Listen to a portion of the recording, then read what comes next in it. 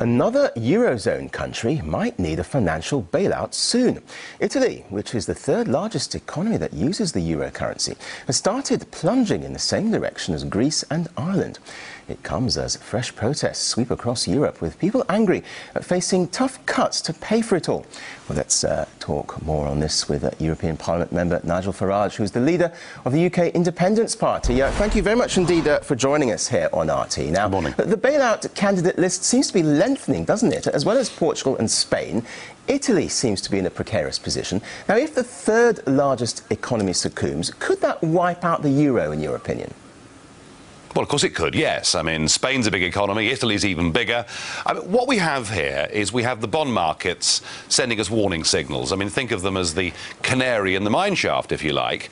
I'm not saying that the bailout crisis will extend to those big countries, but it just could. And certainly, if Spain went down, remember that the debt they've got is about 7 times the size of Ireland, so we'd be talking there about 350 billion euros, and Italy bigger still. And so you get to a point where there is no more bailout money, and where the euro in its current form would cease to exist. I don't know whether that will happen in the next few weeks, but it remains a real possibility, yes. And of course, there are also fears about Portugal. It's thought that Portugal's under pressure to ask for assistance, and an Irish minister says that Dublin was forced to take the bailout. So is there a clash here between political pride and the cold economics of the European Central Bank? Well, I don't know. I mean, the cold economics of the European Union's response to the banking crisis since 2008 has been that every single bank and every single loan and guarantee must be backed up by governments. Now, if you look at countries like Iceland, where they decided to let some of their commercial banks go bust, you see countries that are now beginning to recover. So that was the decision that was taken back in 2008. So in the case of Ireland, the government had to stand behind banks that had made some very unwise loans, and banks that had been operating within the Eurozone, which, of course, Ireland was never suited to. So the point is this. Whatever we do, let's say that the contagion doesn't go any further than Portugal. Let's say the bailout funds aren't exhausted. That isn't the end of the problem, because what you've now got are countries like Greece, Ireland and potentially Portugal, who are trapped inside an economic prison that is called the euro, for which they are not suited. And believe you me, the bailout that Ireland saw last week is not the end of the matter. I suspect that things in Ireland economically will be very much worse in 2 years' time than they are now. OK, but in fairness, the European Commission President said on Sunday that the Eurozone isn't to blame for Greece and Ireland's problems, and that things could have been much worse without the euro. Isn't there some truth in that?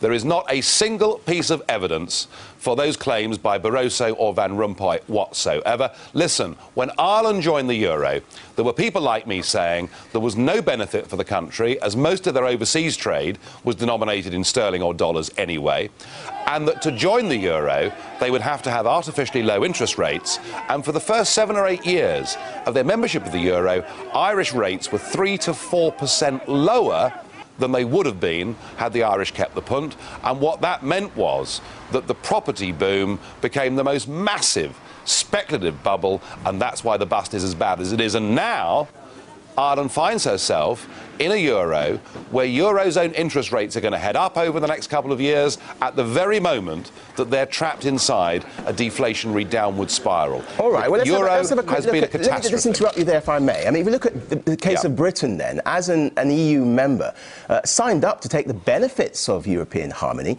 isn't it right that they chip in when times are hard? You can't have your cake and eat it, can you? Well, let's examine what these benefits are, shall we? I've been here for 11 years as an MEP, and I'm still struggling to find them. Because if what we're talking about is free trade, is the ability of companies to buy and sell goods from our next-door neighbouring countries, look, the Swiss do that without being EU members. The Norwegians do that without being EU members. So if what the United Kingdom wants is free trade, she can have that without being part of a club that makes 3,000 new rules for us every year and costs us a membership fee of nearly £50 million a day.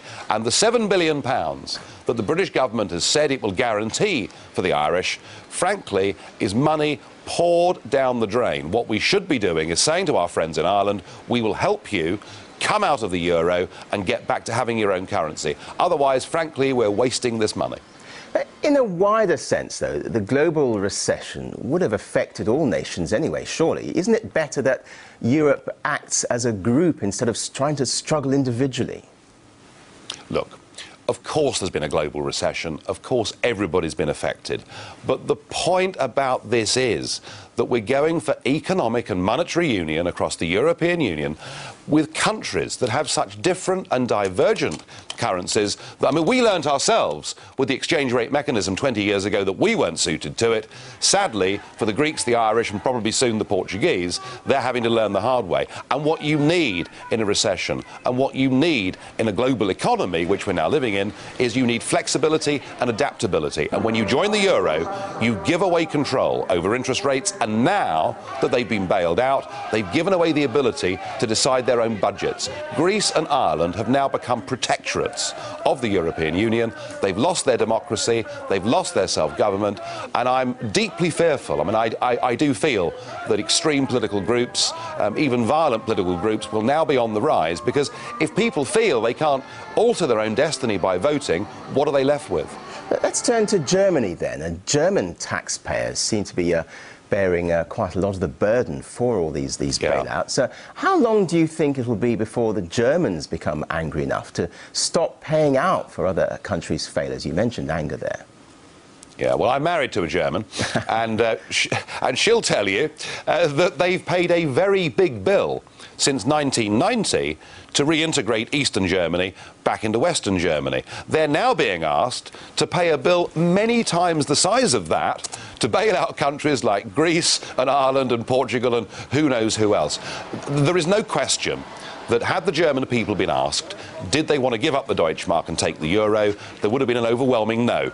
But in Germany, as around the rest of Europe, we have a political class that has attempted to impose its own worldview on people without ever asking their opinion. I was in Germany a couple of months ago in Berlin. I spoke at a meeting of people who want the Deutschmark back, and I was impressed. There were lawyers, university professors, hedge fund managers, some very serious people in the room saying, we want to get the hell out of the euro, we want the Deutschmark back. Now, Angela Merkel is playing a clever game, because she was the first person to suggest that perhaps the private holders of bonds in Ireland and Greece may not get the full face value of their bonds back when it comes to maturity.